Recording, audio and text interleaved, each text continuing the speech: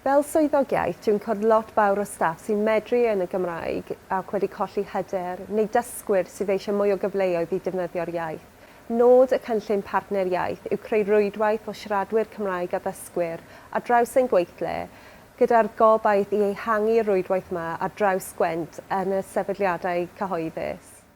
Mae'n bwysig i Heddlu Gwent bod ni'n gwerthfawrogi sgiliau iaith ein staff, oherwydd ni'n dibynnu ar ein staff mwyn rhoi gwasanaethau i'r cyhoedd yn y Gymraeg a Saesneg.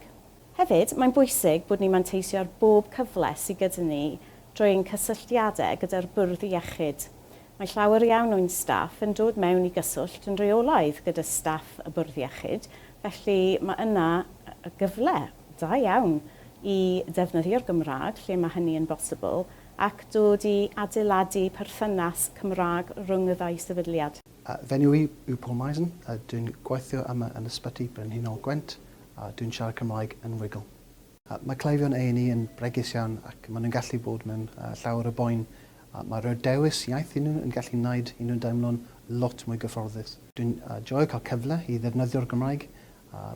Bydd y partneriaeth gyda staff Heddlu Gwent yn peth dda iawn ac rwy'n edrych ymlaen at gydweithio gyda nhw. Ein gobaith yw bydda hynny yn arwain at cynnydd mewn hyder y staff i ddefnyddio'r Gymraeg, nid jyst gyda'i gilydd, ond gyda'r cleifion a gyda'r pobl sy'n dod mewn a chyswllt â Heddlu Gwent hefyd.